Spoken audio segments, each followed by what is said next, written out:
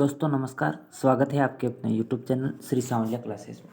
दोस्तों आज बात करेंगे कक्षा 10 के विज्ञान के पेपर की। जो आपके 20 मार्च को विज्ञान का पेपर होने वाला है, वो सेम पेपर इसी प्रकार का पेपर आएगा। इस पेपर में सारे इंपॉर्टेंट क्वेश्चन हैं, सभी क्वेश्चन के आंसर मैं आपके लिए लेके आया हूँ। तो आप इस पेपर को ज़रूर देखना और अपनी तैयारी को और मजबूत करना। जिन बच्चों ने कुछ भी नहीं पढ़ा है वो एक बार इस पेपर को ज़रूर देख लेना, आपको बहुत ज़्यादा हेल्प मिलेगी एग्ज़ाम हॉल में। देखते हैं जो विज्ञान का पेपर है उसमें किस प्रकार के प्रश्न आपको पूछे गए, उन सभी प्रश्नों की चर्चा अपन इस वीडियो में करते हैं। तो देखते हैं इसमें पहला प्रश्न, पार्ट 1 के सारे प्रश्न देखने हैं एक बार। तो पहला प्रश्न है कि वृद्धि संदमक हार्मोन कौन सा है। तो ये पादप हार्मोन से पूछा गया प्रश्न है। वृद्धि संदमक यानी किस हार्मोन का अपन छिड़काव करते हैं तो पौधों की वृद्धि रुक जाती है, उसको कहते हैं वृद्धि संदमक हार्मोन। और वो हार्मोन है अपना एब्सिसिक अम्ल, और इसको गैसीय हार्मोन भी कहते हैं। ये एक गैसीय हार्मोन भी है।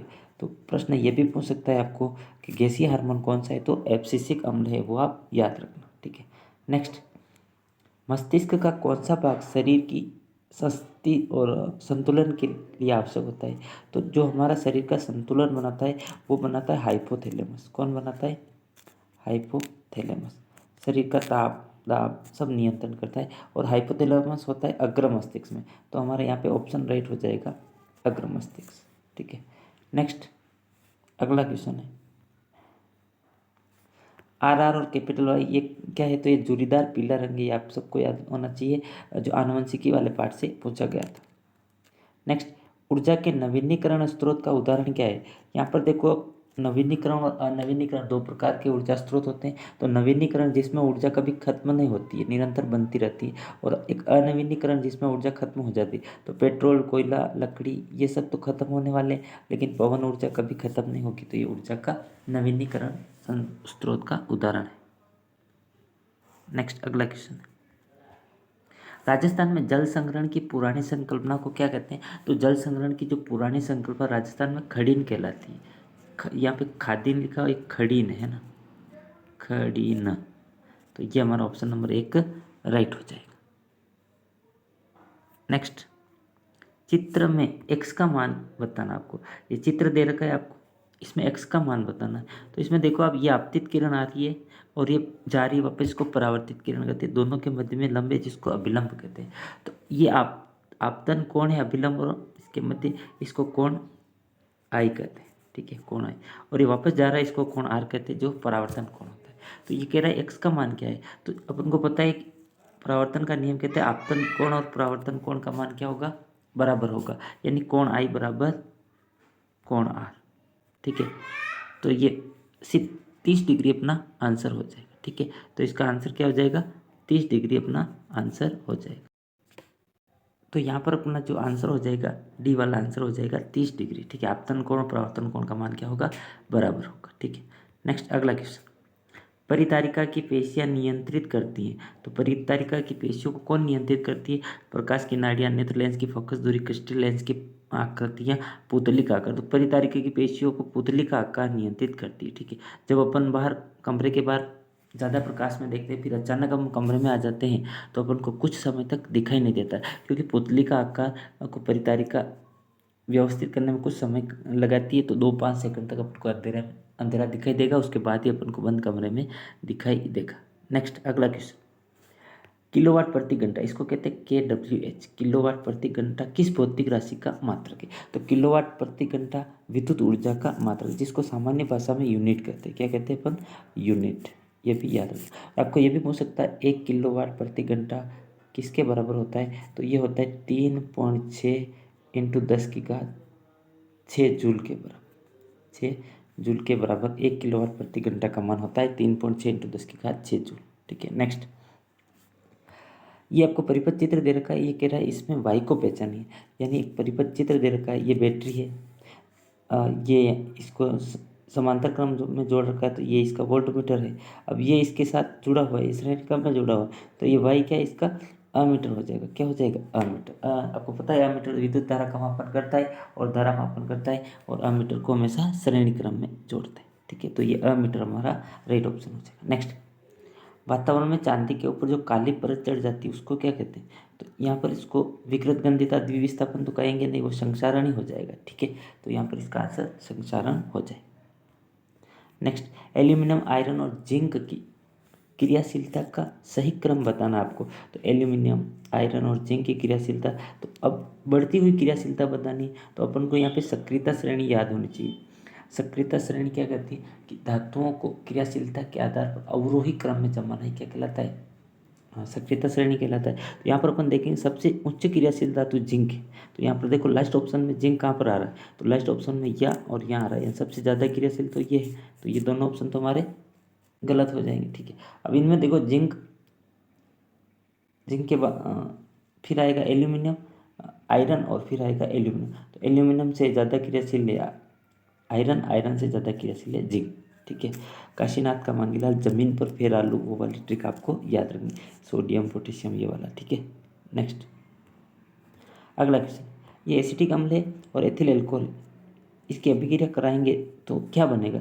इसकी अभिक्रिया कराएंगे तो ये क्या बनेगा? ये CH3 या C2H5O C2H5O बन जाएगा। ठीक है, कीटोन बन जाएगा। ऑप्शन नंबर 1 हमारा आंसर राइट हो जाएगा। नेक्स्ट, अब आता है आपका रिक्त स्थान वाला। पहला प्रश्न है, लार में एक एंजाइम होता है जिसे लारी एंजाइम कहते हैं, उसका नाम क्या है? तो लार में जो एंजाइम होता है उसको टाइलिन एंजाइम कहते हैं। क्या कहते हैं? टाइलिन एंजाइम कहते हैं, जो भोजन को क्या करता है?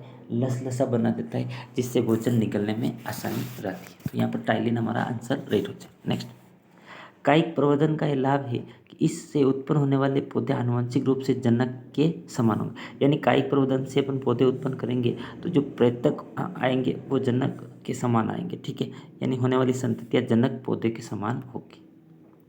नेक्स्ट, पदार्थ जो जैविक प्रक्रम द्वारा अपघटित हो जाते हैं उनको क्या कहते हैं? तो दो प्रकार के पदार्थ होते हैं, एक तो जो जिनका विघटन हो जाता है उनको जैव निम्नीकरण कहते हैं, और एक जिनका अपघटन नहीं होता उनको कहते हैं जैव अनिम्नीकरण। तो वे पदार्थ जिनका जैविक प्रक्रम द्वारा अपघटन हो जाता है उसको जैव निम्नीकरण पदार्थ कहते हैं। नेक्स्ट, चुंबक के समान ध्रुवों में कौन सा गुण होता है? तो आपको याद रखना, चुंबक के समान ध्रुवों में तो होता है प्रतिकर्षण का गुण, और असमान ध्रुवों में होता है आकर्षण का गुण। असमान ध्रुवों में कौन सा होता है? आकर्षण का गुण होता है। आकर्षण का गुण होता है, ये आप याद रखना।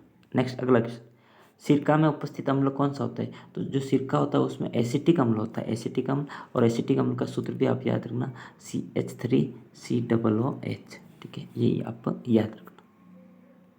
नेक्स्ट, आधुनिक आवर्त सारणी के तीसरे आवर्त में कितने तत्व आते हैं? तो तीसरे आवर्त में 8 तत्व आते हैं, 2 8 8 18 18 32, तो 8 तत्व आएंगे। ठीक है, तो ये आप याद रखना। वैसे ये आपका इस बार सिलेबस से हटा दिया गया है ये वाला क्वेश्चन। ठीक है, आधुनिक आवर्त सारणी इस बार सिलेबस में नहीं है, तो इसको आपको देखने की जरूरत नहीं।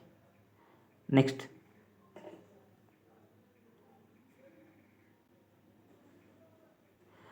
अगला क्वेश्चन है, हार्मोन्स की क्रियाविधि को कौन नियंत्रित करता है?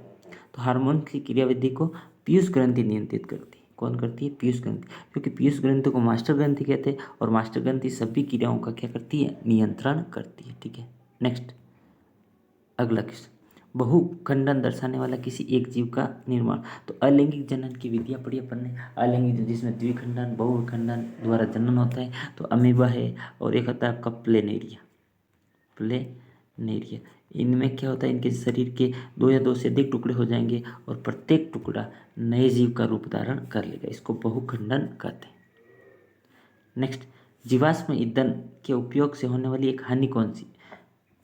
तो जीवाश्म ईंधन से होने वाली हानि, तो जीवाश्म ईंधन को अपन जब भी जलाते हैं तो इससे कार्बन, नाइट्रोजन व सल्फर के ऑक्साइड उत्पन्न होते हैं, जो हमारे शरीर पर विषैला प्रभाव डालते हैं, इसलिए इनकी एक हानि हो जाती है। ठीक है, नेक्स्ट, पारितंत्र के अजैव घटक कौन से? जो पारितंत्र है उसमें अजैव घटक कौन से? तो आपका जल है, वायु है, या मिट्टी, ये सभी क्या है? आपका अजैव घटक के उदाहरण है, मिट्टी भी। नेक्स्ट अगला क्वेश्चन है, चुंबकीय रेखाएं एक दूसरे को प्रतिच्छेद क्यों नहीं करती? तो जो चुंबकीय रेखाएं होती है एक दूसरे को प्रतिच्छेद नहीं करती क्योंकि ये बंद वक्र बनाती हैं। चुंबकीय रेखाओं की दिशा होती है उत्तर से दक्षिण दिशा की ओर होती है। जैसे चुंबक है, इधर एन, ये इधर एस है, तो एन से एस की ओर ये चुंबकीय रेखाएं जाएगी। ठीक है, और ये एक बंद वक्र बना रही, इसलिए आपस में काटती नहीं, तो ये आप याद रखना। अगला क्वेश्चन है, किसी धारावाहिक परिनालिका के भीतर चुंबकीय क्षेत्र को दर्शाने वाला चित्र बनाना, तो ऐसा आपको एक चित्र बनाना परिनालिका के भीतर और बाहर चुंबकीय रेखाएं दर्शाना। ठीक है, नेक्स्ट अगला क्वेश्चन, उदासीनीकरण अभिक्रिया को परिभाषित करना है। तो उदासीनीकरण अभिक्रिया क्या होती है? अम्ल तथा क्षार की परस्पर अभिक्रिया कराते हैं तो लवण प्लस उष्मा बनती है और इसी को क्या कहते हैं? उदासीनीकरण कहते हैं। जैसे HCl है, हाइड्रोक्लोरिक अम्ल, ये एक अम्ल है, ये क्या है? अम्ल। इसकी अभिक्रिया कराई अपने क्षार के साथ, NaOH के साथ, क्षार के साथ, तो ये बनेगा आपका सोडियम क्लोराइड, जो क्या है? आपका लवण, और जल और उष्मा प्राप्त होगी। इसी को क्या कहते हैं? अपन उदासीनीकरण कहते हैं। ठीक है, ये आधुनिक आवर्त नियम ये भी आपका इस बार हट गया। ठीक है, अगला क्वेश्चन है,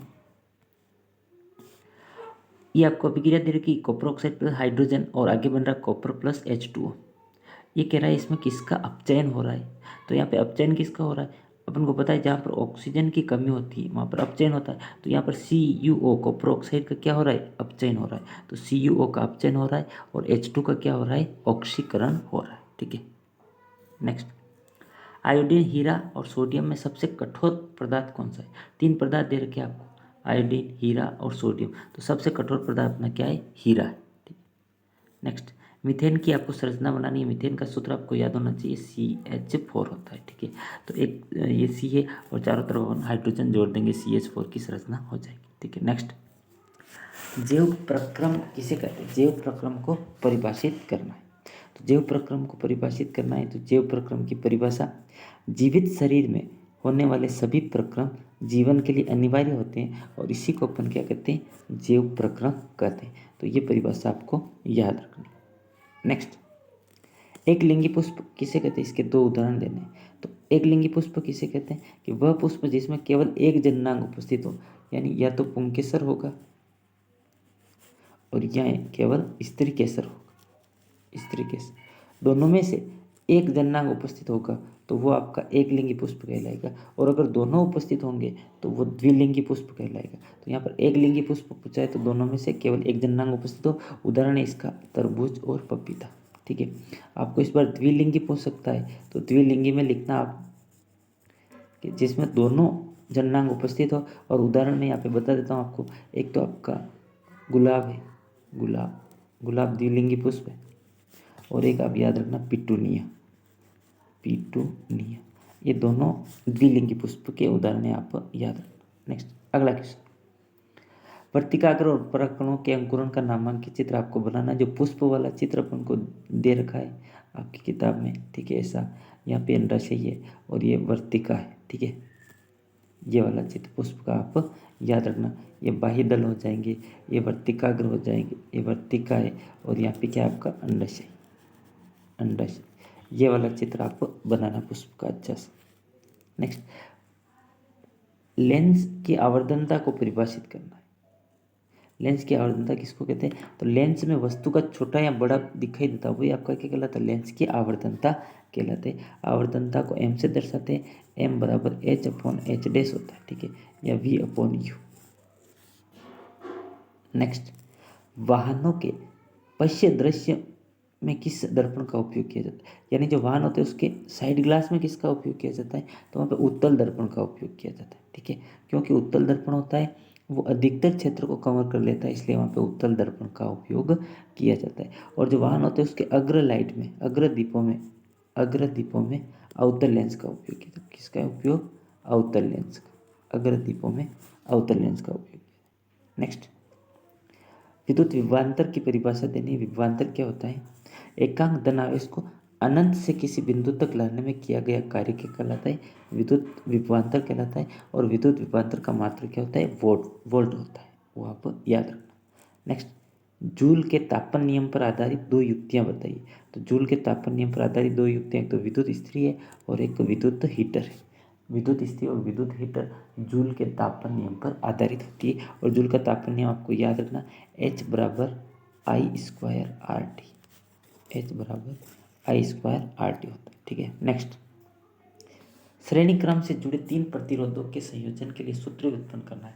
तो ये जो श्रेणी क्रम का तुल्य प्रतिरोध का सूत्र आपको व्युत्पन्न करना है, यानी एक आपको परिपथ बनाना है। इसमें पहला प्रतिरोध R1 R2 R3 ले लेना है। तो श्रेणी क्रम संयोजन होगा, उसका विभवांतर V1 V2 V3 होगा और उसमें समान धारा प्रवाहित होगी। तो प्रथम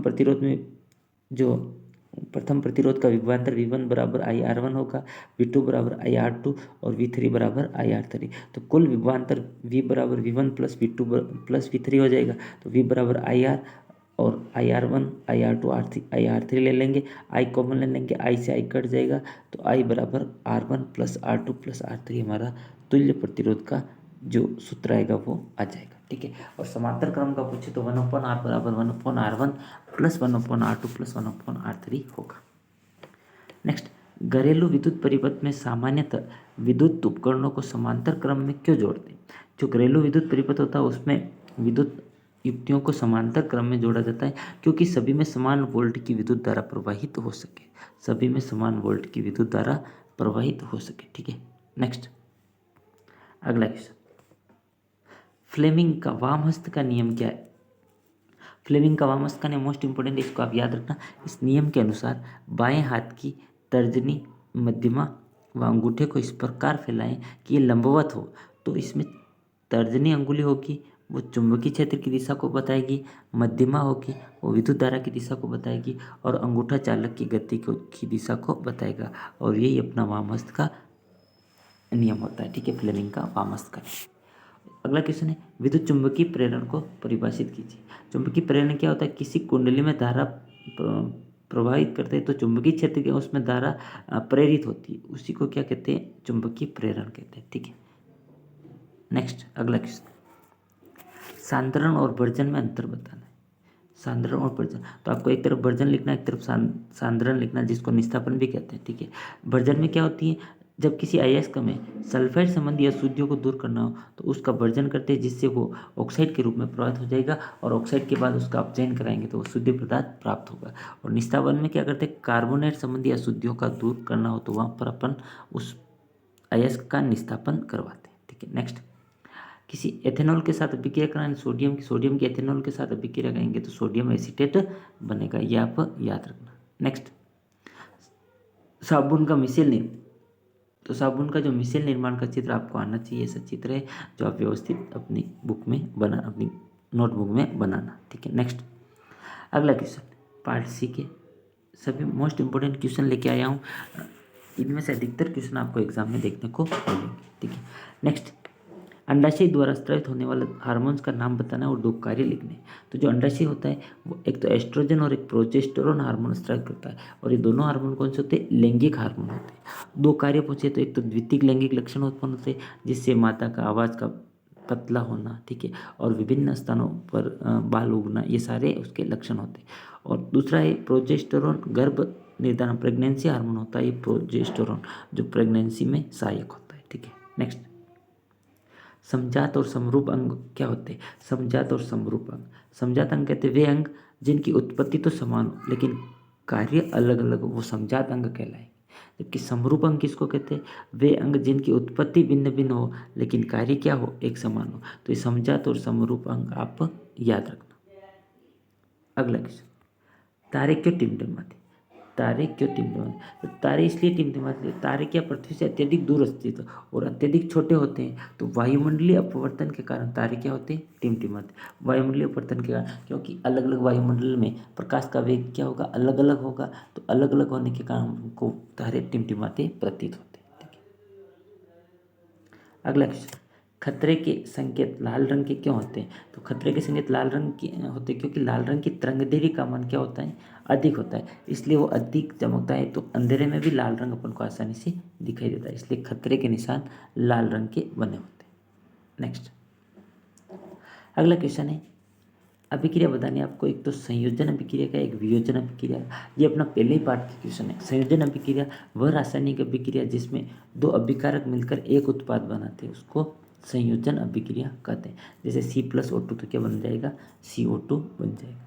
और एक हो गया आपकी वियोजन अभिक्रिया। वियोजन में क्या है? एक अभिकारक टूटकर दो उत्पाद बनाएगा, ठीक है, उसको वियोजन अभिकारक अभिक्रिया कहते हैं। जैसे कैल्शियम कार्बोनेट है, इसकी अभिक्रिया कराएंगे तो कैल्शियम ऑक्साइड प्लस CO2 बनेगा, यानी एक अभिकारक दो उत्पाद में बन रहा है, ठीक है। नेक्स्ट अब आता है पार्ट डी। पार्ट डी में कौन से क्वेश्चन है देखना। पहला, वायवीय श्वसन क्या होता है? तो एक बार तो आपको इसमें श्वसन की परिभाषा लिखनी है। सजीवों द्वारा O2 को अंदर लेना और CO2 को बाहर निकलना श्वसन कहलाता है। श्वसन दो प्रकार का होता है, एक तो होता है वायवीय श्वसन, एक होता है अवायवीय श्वसन। वायवीय श्वसन ऑक्सीजन की उपस्थिति में होता है और वायवीय श्वसन में अधिक ऊर्जा मिलती है, ठीक है। और अवायवीय श्वसन O2 की अनुपस्थिति में होगा और इसमें कम ऊर्जा मिलती है, ठीक है। तो ये लिखना आप।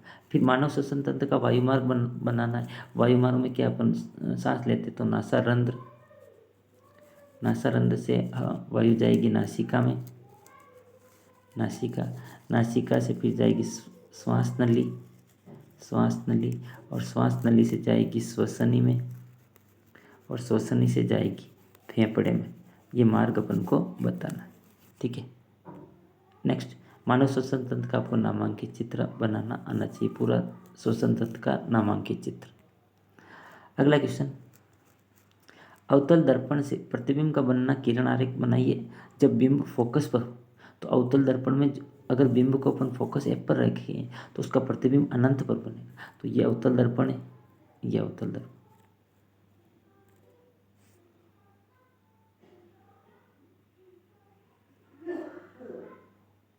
ये अवतल दर्पण है, ये इसका फोकस है F। यहाँ पर अपन बिंब को रखेंगे तो इसका जो प्रतिबिंब बनेगा वो अनंत पर बनेगा, यानी दोनों रेखाएं कहीं पर भी मिलती हुई प्रतीत नहीं होती है, तो इसका प्रतिबिंब जो बनेगा वो अनंत पर बनेगा, ठीक है।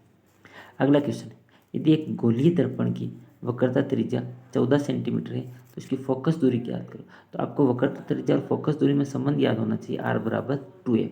R तो क्या है वक्रता त्रिज्या और F क्या है फोकस दूरी। तो R बराबर 2F, R दे रखी 14 बराबर 2F है तो F बराबर 14/2 यानी 7 आंसर आ जाएगी। फोकस दूरी कितनी आ जाएगी?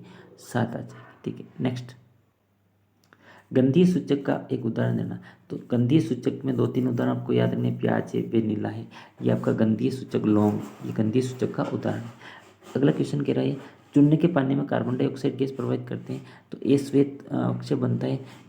इसमें अत्यधिक CO2 प्रवाहित करेंगे तो जल में विलयशील पदार्थ B बनेगा। तो A व B का सूत्र लिखना सिंपल है, चूने का पानी CaO, इसमें जल डालेंगे H2O, तो ये कैल्शियम हाइड्रोक्साइड बनेगा CaOH whole twice calcium hydroxide बनेगा, ठीक है। इसका रासायनिक समीकरण भी यहाँ पर दे रखा है। CaO कैल्शियम ऑक्साइड जल प्रवाह में डालेंगे तो CaOH होल ट्वाइस बनेगा। अब इस CaOH होल ट्वाइस की CO2 से अभिक्रिया कराएंगे तो ये बनेगा आपका कैल्शियम कार्बोनेट CaCO3। इसलिए आपने देखा होगा पुताई करने के 2-3 दिन बाद मकानों में चमक आती है, तो ये CaOH होल ट्वाइस बन जाएगा, ठीक है। CaCO3 कैल्शियम कार्बोनेट, ठीक है। इसका अथवा वाला क्वेश्चन भी देख लें, शुद्ध जल का pH मान कितना होता है? तो pH मान होता है 7 होता है, ठीक है, उदासीन होता है, ठीक है, शुद्ध जल। अगला, सोडियम कार्बोनेट के साथ जो सोडियम कार्बोनेट होता है Na2CO3, इसकी अभिक्रिया HCl से कराते हैं। किससे कराते हैं? HCl से। तो क्या बनेगा? ये बनेगा CO2, एक तो हाइड्रोजन कार्बोनेट बनेगा, NaHCO3 बनेगा और हाइड्रोजन गैस निकले, ठीक है, हाइड्रोजन गैस निकलेगी यानी लवण का निर्माण होगा। तो ये भी आप याद रखना। तो दोस्तों ये था अपना साइंस का पूरा पेपर जो मैंने आपको बताया।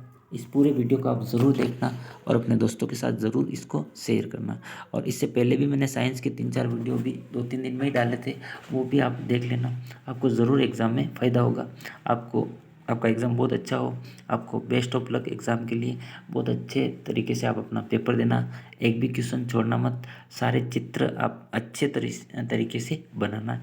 मिलते हैं दोस्तों आगे नेक्स्ट नए वीडियो के साथ, तब तक के लिए थैंक यू। जय हिंद, जय श्री कृष्ण।